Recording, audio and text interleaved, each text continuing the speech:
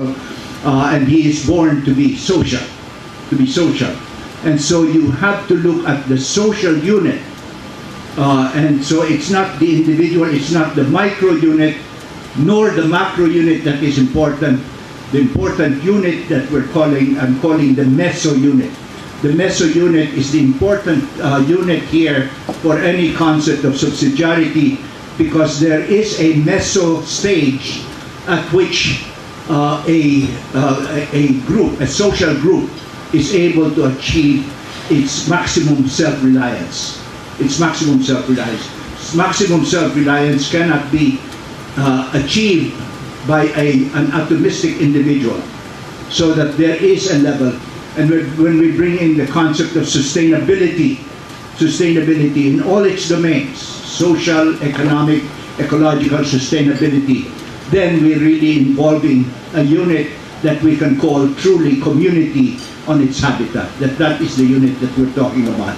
And the process we're interested in is, what does it take to maximize the capacity of the most basic unit? Because in subsidiarity, our focus is on not on the subsidium, but on the process of building up the capacity of the deployed unit. That is the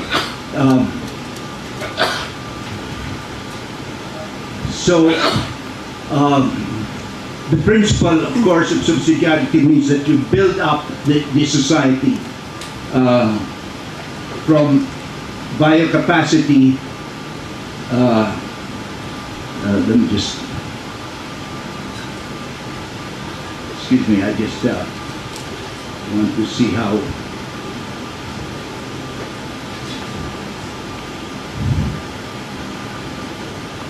All right, so you're building it up, and in our system, of course, the ultimate unit of society is a barangay on its territory. Territoriality is a very important concept here when you're talking about sustainability, because the ecological sustainability means that every inch of territorial ground must have a set of stakeholders who not only are the beneficiaries of the use of that plot of resource, but also carry the responsibility for maintaining sustainability of those resources. So unless every inch of Philippine territory has a spokes community that answers for the sustainability of that unit, the whole nation cannot be sustainable. And then you build up from there, from the barangay, from the confederation of barangays, going upwards then, so that when you come to each higher level, you're talking about a higher level that is a higher grouping of a community of communities, not a community of either political institutions, not a community of business enterprises, but a community of communities. That is a very important concept here, and so that even the concept of globalization is the forming of a world that is made up of a community of communities rather than a community of enterprises.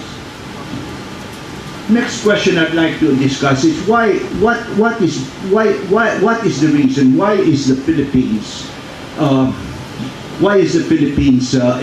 really such a centralized society that is run on superiority principles rather than subsidiarity?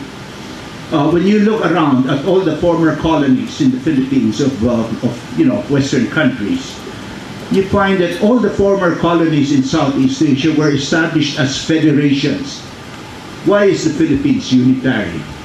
The 1935 Convention, the 1973 Convention, the 1986 Constitutional Conference all ended up in unitary system. You see, when you look a little bit, rather quickly at the history, at the time the Spaniards came and colonized the country, we were really inhabited by tribes, and the tribes were really more warring tribes than confederating tribes. And in the early stages of social-political development. So colonization came into the Philippines, the Spaniards came before we had formed ourselves into larger confederations. Still basically tribal in the main, with a few somewhat more structured chiefdoms scattered along the coast, except in Mindanao, where the Islamic faith had already formed more highly structured sultanates and had molded more enduring cultural patterns. So the Spaniards began to form this, and the reduction policy subdued the chiefdoms, and Luzon and Visayan never really totally subjugated the Islamic sultanates of Mindanao. Spanish colonial strategy was then directed towards building up these scattered and more primitive local tribes into more settled townships and municipalities, and giving them more cohesive administrative structures.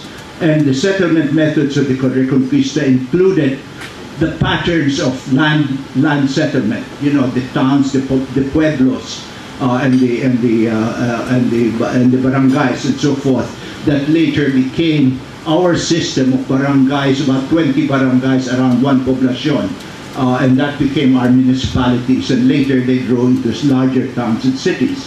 So that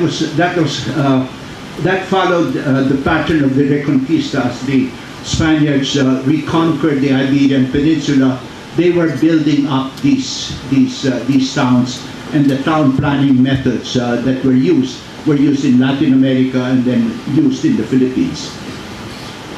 This pattern differed from the colonizing strategies of the British in India and Malaya, the Dutch in Indonesia, the French in East China.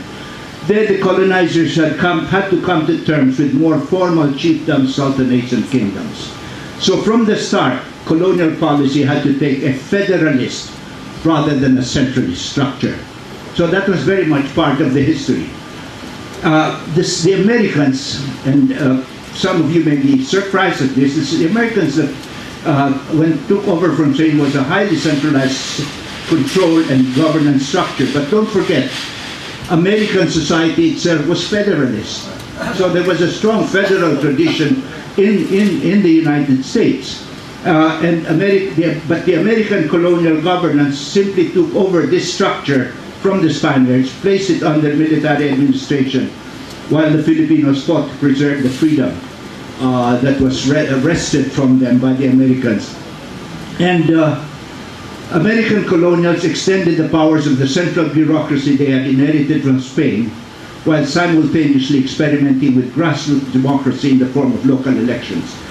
There was a very, very strong desire of the American colonialists here, or colonists here, colonialists, really to introduce more local autonomy. More local, and a lot of, you know, sometimes I hear people accuse the United States of you know, accuse them of instituting the centralist government here, but that is not the case. That is not the case. The Americans really wanted to see a lot more local autonomy. So in effect, writes McCoy, that the United States tried to moderate the imagined excesses of Iberian centralization by introducing the Anglo-American tradition of local autonomy, moving from local elections in 1901 to legislative elections in 1935.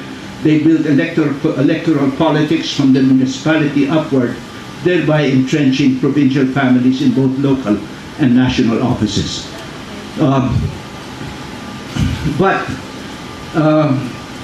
The trouble in the Philippines was, as local empowerment took place within the original tribal traditions and tribal structure, then there tended to be a much more a principle of superiority within each of the local communities, because there was a very strong class structure and the formation of the powerful caciques, the term that the colonials applied to Filipino local elites with an intentional Latin American connotation. So during the early years of their rule, Americans used the term cacique to describe the provincial elites who combined local office with landed wealth to gain extraordinary control over the countryside. So that there was this tendency for